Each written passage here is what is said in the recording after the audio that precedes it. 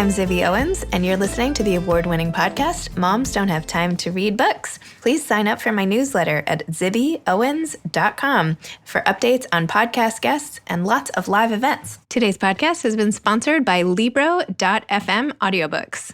Libro, Libro.fm, lets you purchase audiobooks directly from your favorite local bookstore. You can pick from more than 150,000 audiobooks, including New York Times bestsellers and recommendations from booksellers around the country. With Libro FM, you'll get the same audiobooks at the same price as the largest audiobook company out there, but you'll be part of a much different story, one that supports community. If you're new to audiobooks, they're the perfect way to get more books into your busy life.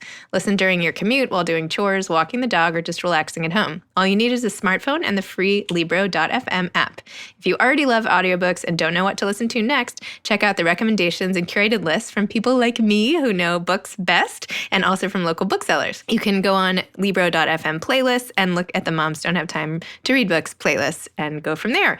If you enter code ZIBBY, Z-I-B-B-Y, at checkout, you'll get 3 audiobooks for the price of 1. So please check it out, Z-I-B-B-Y, 3 audiobooks for the price of 1. I'm here today with Brenda Janowitz, who is the books correspondent for Pop Sugar and the author of 6 novels, including her latest, The Grace Kelly Dress. Her work has appeared in the New York Times, the Washington Post, Redbook, the New York Post, Publishers Weekly, and many other publications. A graduate of Cornell University and Hofstra Law School, Brenda worked as a lawyer and did a federal clerkship. She currently lives with her husband and sons on Long Island. Welcome, Brenda. Thanks for coming on Moms Don't Have Time to Read Books. Thanks so much for having me. So I'm super excited to discuss the Grace Kelly dress today, which, by the way, I love this cover, and I have such dress envy of this dress. How did you even pick this cover and this image? Did you have anything to do with it? Well, I wish I could say I had something to do with it because I happen to love this cover, but alas, no. It's really the brilliant art team at Graydon House, and I think they did a phenomenal job. I had talked with my editor and my agent about covers that I was obsessed with, that I loved. I created a whole Pinterest page. Oh, cool. And yeah, one of the things we realized we really loved was when the title was really graphic and large, and so we knew we wanted that. But my editor pointed out, obviously, we need to see the dress. And since the Grace Kelly dress refers to Grace Kelly's iconic wedding gown, we knew we wanted some sort of a replica. Mm-hmm. So this is actually the second draft of the cover, second or third, but it's definitely the second dress. And I really encourage them to use more details from Grace Kelly's dress. And so we got the cummerbund in there and the buttons going down the back. So I think they did a phenomenal job. I'm really pleased with how it came out. Me too. Yeah, the first draft was gorgeous also, though, I have to say. So tell listeners what the Grace Kelly dress is about, and then how you came up with this idea for this book. Yeah, so the Grace Kelly dress is about an heirloom wedding gown and 3 generations of women whose lives are sort of influenced by this dress and changed by the dress. And it takes place in 3 different timelines, which is something I've never done before. So in 2020, we see our modern bride, and she's sort of under pressure from her mom to wear this heirloom gown. And in 1982, we see the bride's mother, who's really excited about wearing the dress herself, and she's sort of gearing up to wear the dress and sort of make it her own. And since it's 1982, you know that means Princess Diana sleeves, of course.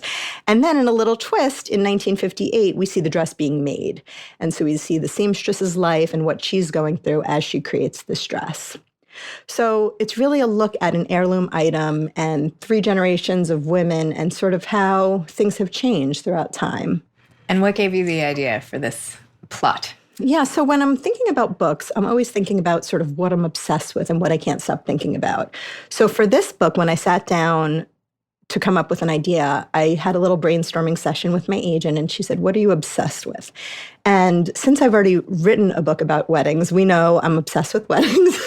And I'm obsessed with clothes and fashion, and most specifically, wedding dresses. So my agent actually found this story on the Today Show about a wedding dress that had been passed down through 8 generations. And we thought that was a great jumping off point for a story, because I also love to do things with multiple generations. I love stories that are a woman, her mother, her grandmother, which I've done before. I think there's something so timeless about that idea, the different generations and how we change and how things for women have changed, etc. So I decided to work on this idea about a wedding dress. But as I was writing, in the back of my mind, I had Grace Kelly's iconic gown sort of in my mind, because to me, that's the ultimate wedding dress. So when I did a first draft of a few chapters, I remember it had a different title at first, but I was describing Grace Kelly's dress. So my agent said, before we finish this proposal, let's give it a different title. So I said, how about the Grace Kelly dress? And she said, that's great, but why Grace Kelly? And I was like shocked that she didn't know that I was describing Grace Kelly's gown. I was like, come on, the cummerbund, the buttons down the back, like you've got to know what dress this is. She was like, no, but I like it. And so we sort of leaned into that idea and it sort of took off from there. Wow. Yeah. So then how do you come up with the different characters?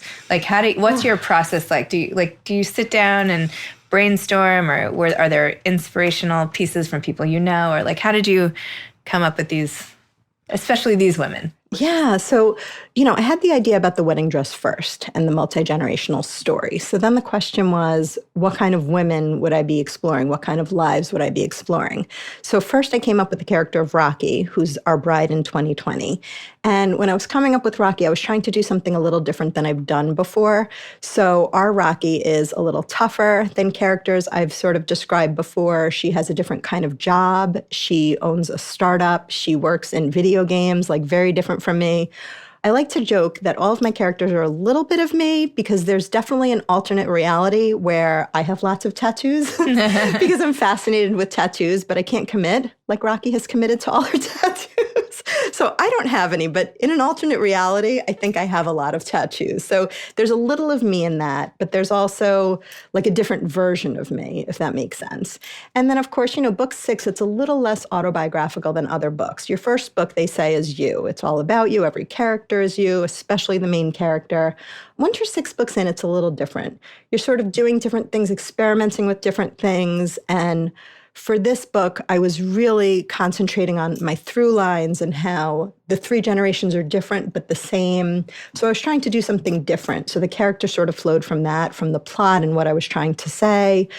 But a lot of it is just sort of coming up with the idea and then walking around with these characters. And what I mean by that is when I come up with Rocky, I sort of think about her all day. So as I go to CVS that morning, how would Rocky react to this? And as I'm waiting in line to pick my kids up from school and there's, a logjam of the cars. Well, how would Rocky respond? What would she do? And you sort of like live with the characters, and that's how I develop them. I think character development is so important, and that's one of the mistakes beginning writers make. They don't spend enough time on their character studies. And for me, just living my life as a character study, I just sort of bring the characters along with me. So that's sort of how they're created. The plot informs a lot of it. The themes of the book inform a lot of it. But a lot of it's just living with them and sort of moving around with them and figuring out what these characters would do. So everything sort of informs the other part. The characters inform the plot and the theme, and they hopefully all come together.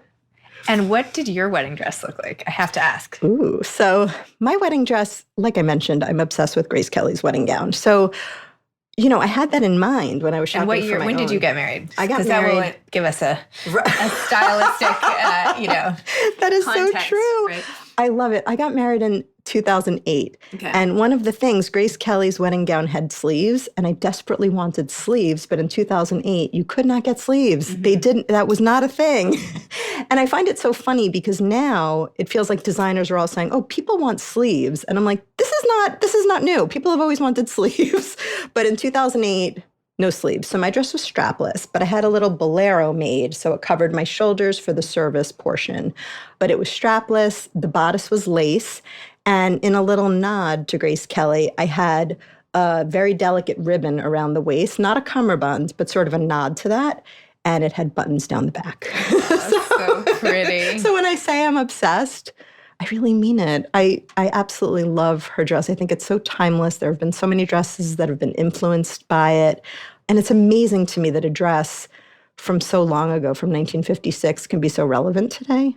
What did you think of the Kate Middleton dress? Oh, I loved it. I thought it was spectacular.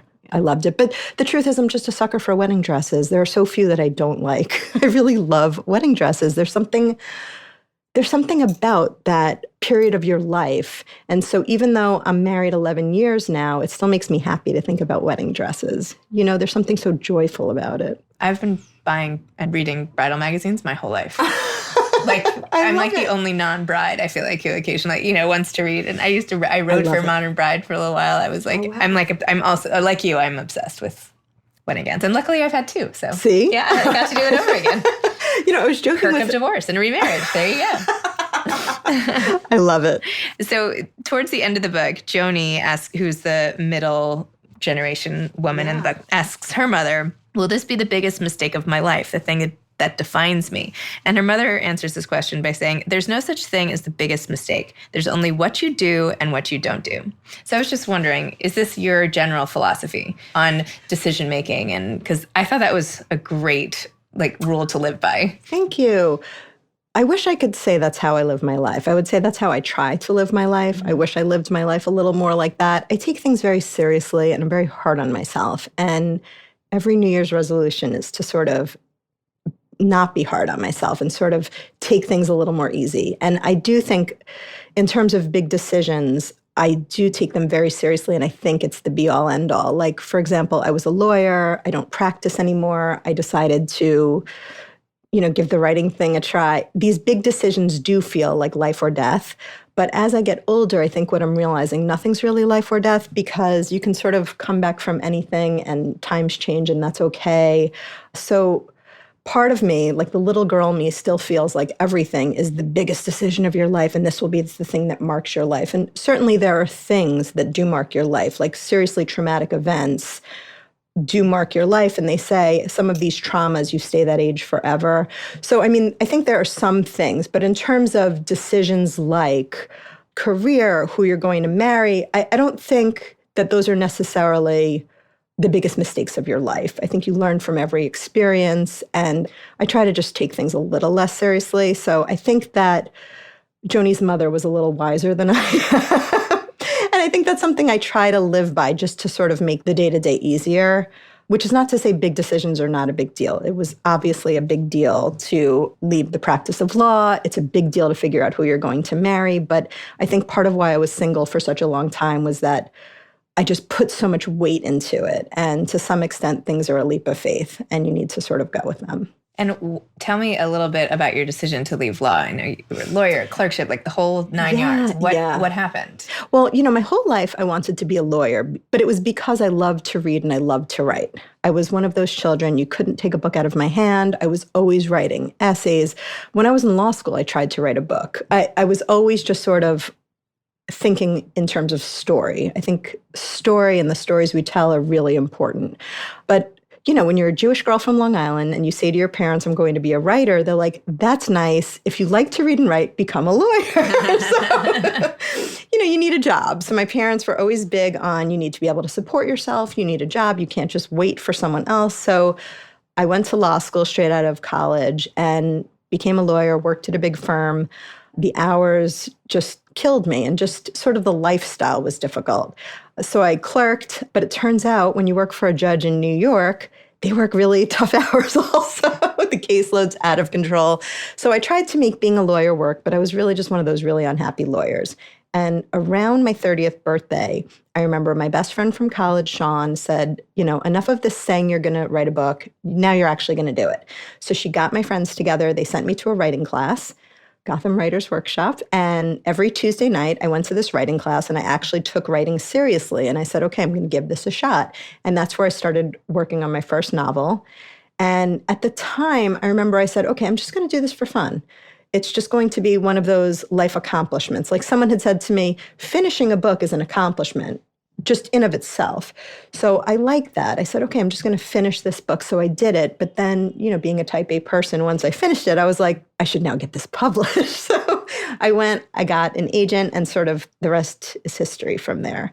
And I've been writing, I guess my first novel came out in 2007, 2 weeks after I met my husband. And I've been writing ever since. That's amazing. Yeah. So does it get easier the more does each subsequent book get easier, or is it the same? Or? I wish I could say yes, but no. It feels like every book is starting over again. It feels like each book should be easier because they all build on each other, right? Every novel, you've sort of like learned so much, so you come from a different place. So it feels like it should be easier, but it's not. Every time it feels like you're at the base of a mountain once again. And sometimes I come to a book and I'm sort of thinking like, I have no idea how to do this.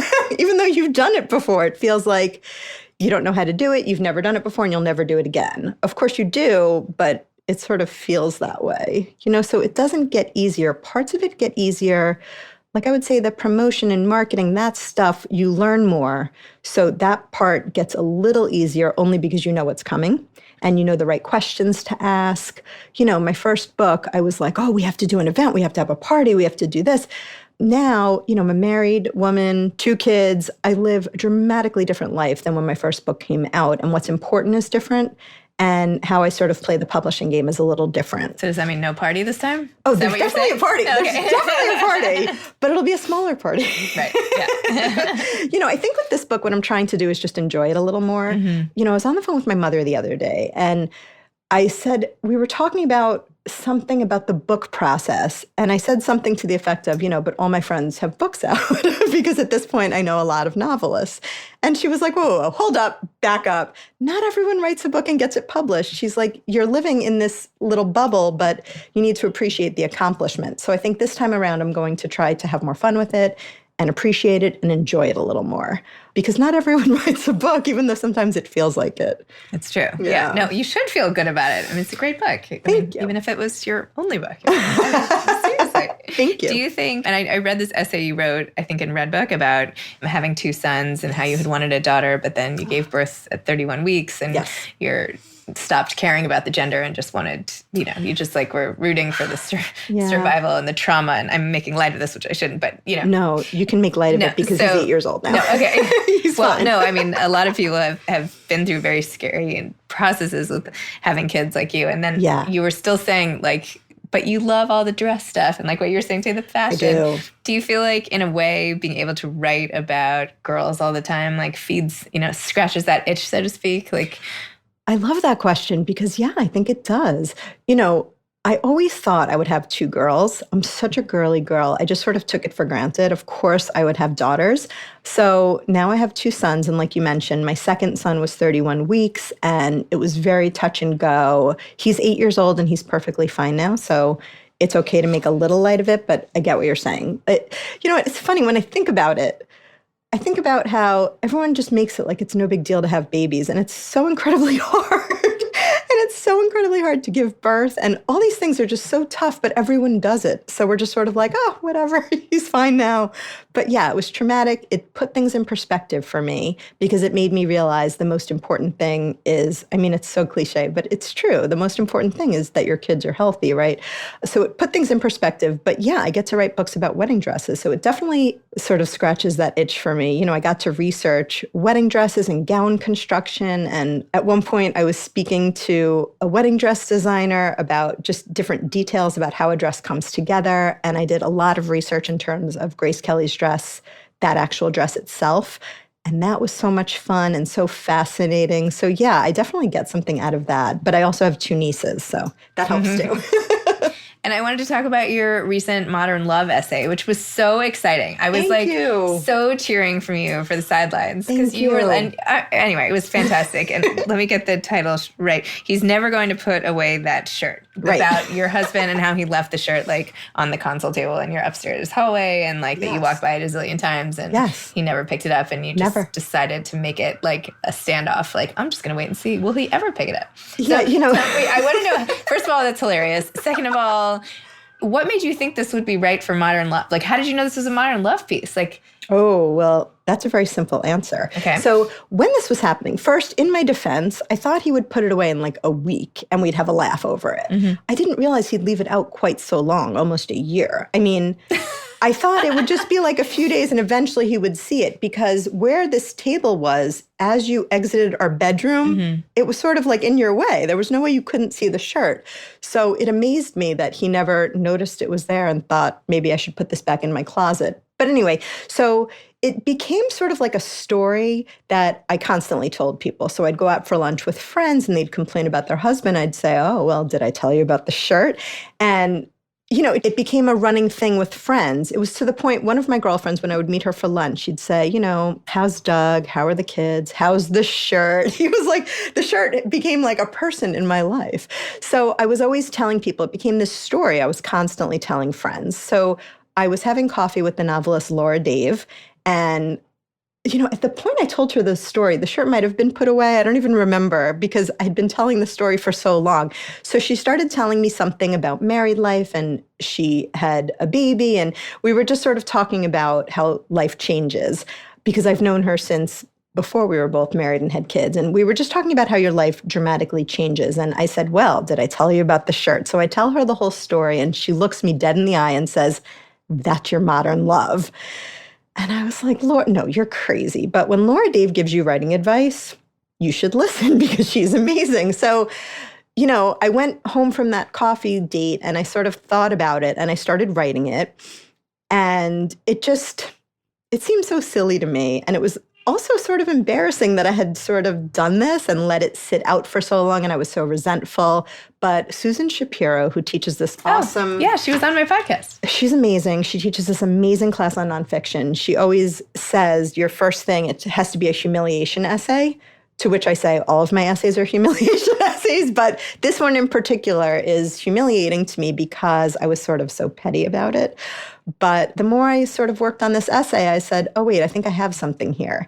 And of course, Laura telling you to do something, it means you should do it. So I worked on this essay, but then it sat on my desktop for a while. Then I was at a book expo party last spring, and I got to meet Elizabeth Gilbert. And I told her that fiction was my thing. I wasn't really as good as at nonfiction. And she said, that's ridiculous. Of course you can do both. And after that, I finished editing the piece. I submitted it, and it was accepted. Oh my gosh. Yeah, I mean, I don't know. So I can't take the credit. It's really Laura's credit because I didn't think it was a modern love piece. I thought it was a funny story. And she sort of put the idea in my head, and I ran with it. That's awesome. Yeah. I love that. So books correspondent for Pop Sugar. You come up with these lists every season. 22 books, 36 books. It's a lot of books. It's a lot of books. And how do you pick them? People are always asking, how do you pick the books for your podcast? How do you pick the books? Gosh, it's really hard, isn't it? When I first started the list, at that point, it was before the dinner party came out, and I was trying to get more bylines. So my friend Alyssa Friedland, who I think has also been on your podcast, she had published something with Pop Sugar, and I was on the phone with her, and she said, anything I can do for you ever, let me know. And I said, oh, I'm dying for a byline at Pop Sugar. Could you introduce me to your editor? So she's so lovely. Of course, she immediately emailed both of us. And I think it was like a 90s nostalgia piece. So I was really excited to have the byline. It was like a fun, silly piece. A few weeks later, the editor wrote to me and she said, you're an author. Why don't you do a list of the books you're most looking forward to this summer? So I said, I could do that with my eyes closed because I'm looking forward to so much. The summer season's always so rich. I put that list together. And I remember it was like I put it together so quickly because there were so many things I was dying to read. And it got shared so many times that she came back, she's like, let's do it again. And so it just sort of went from there. At a certain point, publicists started sending me books in galley form. So the list then became sort of my favorite books. I would read a ton of books and then sort of organize them. Now I'm getting 10 to 20 books a day on my doorstep. And it's really hard to figure out what to pick. So the list has sort of morphed yet again because I feel a responsibility to have a really diverse group of books. So I try to have well-established authors on there, debut authors on there. I feel like there's a responsibility to have the books that everyone wants to read. There's always books that are really buzzy. I think people expect to see those, but they also like to see diamonds in the rough. So I'm trying to find debut novelists or novelists maybe no one's really read before who haven't gotten their due. Then diversity in terms of the types of authors, the types of stories that are being told. So I try to have a mix of everything. It's very heavily women's fiction, but I try to put a little memoir, a little young adult. I figure most people aren't going to read 30 books over the summer. They'll sort of cherry pick from my list. So I try to make it that they can cherry pick a few different types. It's not all the same thing. But, it's challenging. Each time it's really challenging. Wow. Yeah. That's so cool. It's hard. It's hard. And so then do you put your own, can you like slide in your own book onto the list? yes, Do you do that? I do. Oh, that good. was one of the first things I asked my editor. I said, "Oh, this is so uncomfortable, but I have a book coming out. Do you think I could put it on the list?" She said, "Of course you should put it on the list." So I do, and it's always kind of funny because it's the best books of summer, the best books of spring. So I'm working on the best books of spring, and I have a feeling the Grace Kelly Dress will be on there. It's kind of funny, but yeah, it would be dishonest to not include my book. Of course you have to do it. I mean, for all the shameless self-promotion authors are required to do to market their books. This is like the least of it. Yes. So of course you have to put it on. You know, it's so funny you mentioned that because I just did a post on Instagram this morning as I was about to walk in to meet you about the shameless self-promotion because I'm 2 months out from the book coming out. And this is the time where most authors do a post and they say, okay, I'm sorry. I have to talk about myself. I'm so sorry. Forgive me. You can mute me if you want. And I said, this time around, I'm not going to do that because, you know, I've been writing professionally since 2007 and somehow it became 2020. So that's a really long time. I don't want to apologize anymore for what I do and what is sort of required of me. Part of the job is the self-promotion and sort of putting yourself out there. And it always makes me laugh when friends say, oh, were you in my hometown and you did how come I didn't know about it? So, I mean, to some extent, you do need to get the word out. You do need to let people know, but also it's part of why you're out there, right? I mean, I wrote a book. I'm proud of it. So I'm going to try to apologize a little less this time around and just sort of say, this is what I did and that's okay. I love that. Yeah. Also, I'm going to try. Well, I think it makes it actually, I don't know. I as a reader of someone saying, I'm sorry for this, like, I don't know. Have you seen those posts? Oh, I've seen a ton of those posts. Yeah. Like, you know, here I go, blah, blah, blah. Right. You know, shameless plug, whatever. And sometimes I say, like, shameless, I don't know. Yeah. But I feel like I'm much more energized by reading posts about somebody saying, like, look at my book in this window. How cool is this? Because then you're rooting for them, right? Oh, I love that. Don't you? I mean, I feel like, I'm like, that's so cool. Or like, now, like, let me follow, like, I like to follow in people's sort of success and their journeys. Like, I think that's what Instagram is good at and people's mailing lists and all the rest of it. Right. You know, like. I agree with that. Let's see where they go. Like, I don't know. If it's so true. I don't know. I'm rambling. But I feel like if it's a necessary evil, like. It is. It is because people want that content. They want that. So just like put it out there. I love it. Yeah. But it's also, I mean, you're expected from your publisher to do all of these things, right? To some extent, they put out so many books. They need you to be a partner in it and to really push your book and yourself and your platform. Maybe I have to take back what I just said because because a lot of people are very shy and it doesn't come naturally. And I know. So they really begrudge having to do that because just because you're writing a book doesn't mean you necessarily want to be a public figure at all. I mean, think about all the writers in the past, right? In the olden days, like like J.D. Salinger, like he's never come out, like whatever, you know what I mean? Like that's such a good point. So anyway, right? No, I like that. But it's a obviously a struggle. Yeah, luckily I'm not shy. Right. But you know what? I am humble, and so it is hard to sort of be like, read this. This is amazing. Like that's like it's always tricky when I have to write up my own book for Pop Sugar and say nice things about it. Well, that's a uniquely bizarre thing. Right. That's a tricky thing. But even when you meet people, you know, I was speaking to someone last night and I was telling her about the book and she said, that sounds incredible. And I was like, oh, it's okay. You know, there's always, you always feel like you have to be like, I don't know. Yeah, that's true. It was like that thing, people were talking about this a year or two ago when women would post their essays on social media, they would say, I wrote a thing. Instead of just saying, you know, I wrote this essay about XYZ, they would sort of downplay it by saying, I wrote a thing, quote unquote, a thing, like it's not important. So when My Modern Love came out, I was really careful not to do that. And I was really careful to just be honest and be like, I'm humbled and thrilled. And this is something I've been trying to get for years. And, you know, just sort of be more honest about it and not do that fake, like I wrote a thing, you know? Even though I did write a thing, but you know what I mean. So what are you working on now? Anything? Another book? Yeah. You know, the tricky thing is, it's funny, when you start promoting your book, that means it's completely done. Mm-hmm. And so if you didn't work on the next thing, you'd get into a lot of trouble. So I am working on my next book, which is really exciting. And it's funny, you know, you talk about the Grace Kelly Dress, but my head is sort of in this other world with these other characters who I'm developing. So I like the idea from the Grace Kelly Dress of working of sort of talking about an heirloom item. Because even though I think people are important, not things, we still do attach meaning to certain things, like a wedding dress. Like, today I'm wearing my grandmother's ring. It's really important to me because it belonged to my grandmother. It's also very cool. It's like a star with a hole in the middle. It's super cool. She was very fashion forward, my grandmother. Very cool. So, it's funny. I always tell my kids, people are important, not things. Things can be replaced. But when it comes to these heirlooms, there is something special about them, and there is something that feels irreplaceable about them. So I'm writing about another heirloom item and another family. Although I will say I'm not doing the historical timelines because there was so much research involved. I give so much credit to all of the people that I know who write historical fiction. It felt like every sentence needed to be researched. When I was working in 1982, I wanted a character to wear a Swatch watch. And then I thought to myself, oh, wait, when did those come out? But no, they came out in like 85, 86. So there was no Swatch watch. The person just checked a plain old regular watch. So I felt like every sentence needed to be researched. I needed to research the way people spoke, get their cadence of speech. And that took a really long time. And I think that I like to sort of just write by the seat of my pants and sort of see where it goes. So I'm doing more of a contemporary story this time, but there will be an heirloom item at its center. Excellent. Yeah. Very exciting. Thanks for asking. Do you have any advice to aspiring authors? Gosh, I have so much advice. But I think I'll start with what I've learned most after writing 6 books is that writing is rewriting.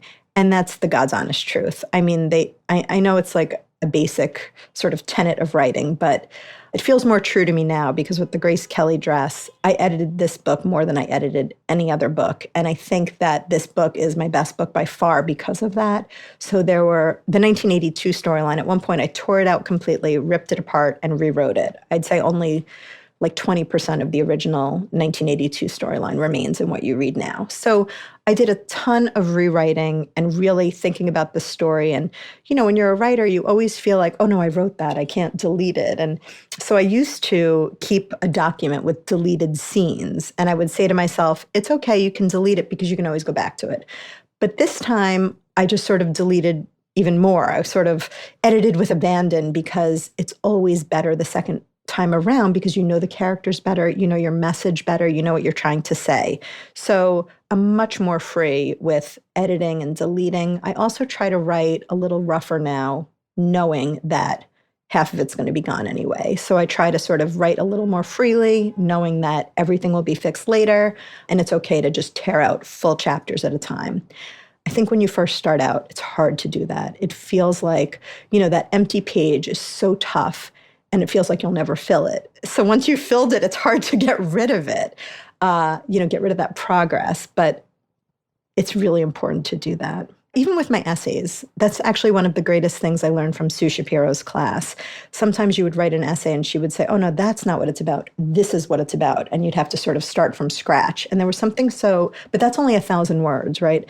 But there's something so refreshing about that. You just start fresh and you are clearer. So the next essay is so much better because of that. With a book, it's harder. That's 300 pages. 1,000 words, okay, maybe you can sort of cut it out. 300 pages is tough. And sometimes you're cutting, huge, huge parts and it hurts. But I think that's the most important thing. That's the process. It's hard. It's hard. I mean, I'm doing it as we speak and it's rough. It's rough. Yeah. Well, thank you so much for coming on Moms Don't Have Time to Read Books. Thank you for having me. All of your amazing books and recommending so many books and being, Thank you. Giving me ideas and so many other people of which books are good to read and all the rest of it. So thank you. Thanks so much for having me. This is incredible. Oh, no. Of course. You've been listening to Moms Don't Have Time to Read Books with Zibby Owens. Please make sure to sign up for my newsletter at zibbyowens.com to get more updates about episodes like these and also lots of live events. Thanks to Libro FM for sponsoring today's episode. Remember to go to Libro.fm, libro.fm, to get your next audiobook, support a local bookseller, and enter code Zibby for 3 audiobooks for the price of 1. You can follow me on Instagram at Moms Don't Have Time to Read Books. Thanks so much to Steve and Ryan at Texture Sound for the sound editing. And thank you to Morning Moon Productions for providing this fantastic intro and outro music. Thanks for listening. You could always email me at zibby@zibbyowens.com.